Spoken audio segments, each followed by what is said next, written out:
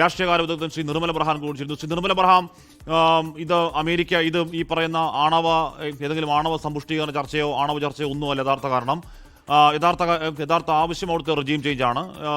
Ali Khamenei ഭരണകൂടത്തെ മാറ്റുക, അമേരിക്കയ്ക്ക് ഇഷ്ടമുള്ള ഇസ്രായേലിന് ഇഷ്ടമുള്ള പുതിയൊരു ഭരണകൂടത്തെ കൊണ്ടുവരിക. അതിലേക്ക് എത്ര എളുപ്പത്തിൽ അമേരിക്കയ്ക്കും ഇസ്രായേലിനും കഴിയും? വെനിസ്വേല പോലെ അത്ര എളുപ്പമാകുമോ അമേരിക്കയ്ക്ക് ഇറാൻ? നിർമ്മല ബ്രഹാം.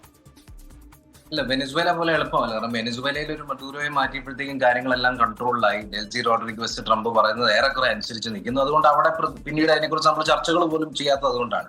പക്ഷെ ഇവിടുത്തെ കാര്യം കുറച്ച് വ്യത്യസ്തമാണ്. ഇന്ന് തന്നെ ഇപ്പൊ സുപ്രീം ലീഡർ പോയതിന് പിന്നാലെ അവർക്കൊരു കോൺസ്റ്റിറ്റ്യൂഷണൽ ഫ്രെയിംവർക്ക് ഉണ്ട്. ഓൾറെഡി തന്നെ ആ പവർ വാക്യൂം ഫില്ല് ചെയ്തു.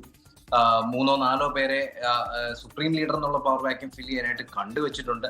അതിന്റെ താഴെ അവർക്ക് സെക്യൂരിറ്റി കൗൺസിലും ക്ലറിക്കൽ ലീഡേഴ്സും IRGCനെ അസിസ്റ്റ് ചെയ്യാൻ ബാസിസ്റ്റ് മിലീഷ്യാസും ഒക്കെ ഉണ്ട്. ഇതൊക്കെ കൂടാതെ വീക്ക് ആണെങ്കിൽ പോലും പ്രോക്സികളായിട്ടുള്ള ഹെസ്ബുള്ളയും ഹമാസും ഹൂത്തികളും ഒക്കെ ഏത് നിമിഷവും കൂടെ ചേർന്നേക്കാം.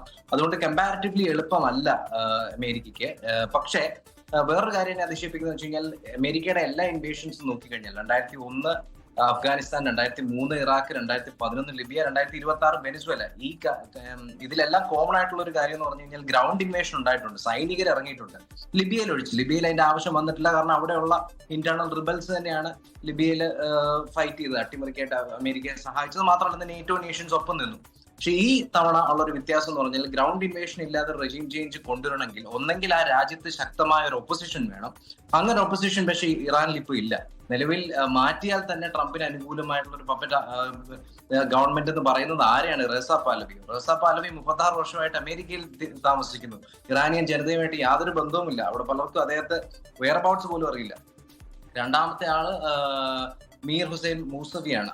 അദ്ദേഹവും 85 വയസ്സായി, കുറെ നാളുകളായിട്ട് ഹൗസ് അറസ്റ്റിലാണ്. അപ്പൊ അങ്ങനെ ജനങ്ങളുമായിട്ട് ആക്റ്റീവായിട്ട് പരിചയത്തിലോ അല്ലെങ്കിൽ കോൺഫ്ലിക്റ്റിലോ ഒപ്പം നിൽക്കുന്ന ഒരു ലീഡർ പോലും ഇറാനിൽ ഇല്ലാത്തത് കൊണ്ട് അത്ര എളുപ്പമല്ല റെജീം ചേഞ്ച്. പക്ഷേ തീർച്ചയായിട്ടും അമേരിക്കയുടെയും ഇസ്രായേലിന്റെയും ഉദ്ദേശം റെജീം ചേഞ്ച് തന്നെയാണ്. കാരണം ഇനി ഒരു അവസരം അവർക്ക് ഇതുപോലെ കിട്ടില്ല. കാരണം നവംബറിൽ ഡൊണാൾഡ് ട്രംപിന്റെ ഇലക്ഷൻ വരുന്നു, മിഡ് ടേം ഇലക്ഷൻ. അതിൽ സെനറ്റിലും കോൺഗ്രസിലും സീറ്റ് നഷ്ടപ്പെട്ട് കഴിഞ്ഞാൽ ഇപ്പൊ കാണിക്കുന്ന അൾട്ടിമേറ്റ് പവർ ഒന്നും കാണിക്കാൻ സാധിക്കില്ല.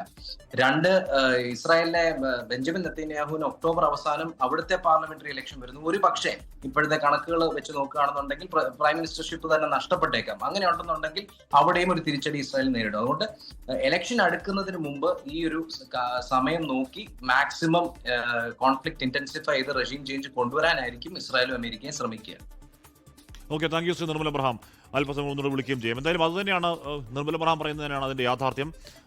വെനിസ്വേലയിൽ അവിടുത്തെ പ്രസിഡന്റ് നിക്കോളാസ് മദുറോയും അദ്ദേഹത്തിൻ്റെ ഭാര്യയും മറ്റൊരു രാജ്യം അവിടെ ഇറങ്ങി ഒരു ഹെലികോപ്റ്ററിൽ തട്ടിക്കൊണ്ടുപോയിട്ട് 60 ദിവസം ആകാൻ പോകുന്നുണ്ട്. ഏതെങ്കിലും തരത്തിലുള്ള കാര്യമായ ഇമ്പാക്റ്റുകൾ എവിടെയും ഉണ്ടാകുന്നില്ല. ഐക്യരാഷ്ട്രസഭ ഇടപെടുന്നില്ല. ഐക്യരാഷ്ട്രസഭ സെക്യൂരിറ്റി കൗൺസിൽ വിളിക്കുന്നില്ല. വെനിസ്വേല അമേരിക്കയുടെ കീഴിലെ ഒരു സാറ്റലൈറ്റ് രാജ്യം പോലെ അമേരിക്കയുടെ പാവ സർക്കാർ ഭരിക്കുന്ന അമേരിക്കയുടെ രണ്ടാം അമേരിക്ക അല്ലെങ്കിൽ അമേരിക്കയുടെ ഒരു കോളനി രാഷ്ട്രം പോലെ അത് മുന്നോട്ടേക്ക് പോകുന്നുണ്ട്. വെനിസ്വേലയെ പോലെ ഇറാനെ ആക്കുകയാണ് ട്രംപിന്റെയും ഇസ്രായേലിന്റെയും ലക്ഷ്യം. അമേരിക്ക പറയുന്നിടത്ത് തുള്ളുന്ന ഒരു രാഷ്ട്രമാക്കി മാറ്റിയ ഇറാൻ.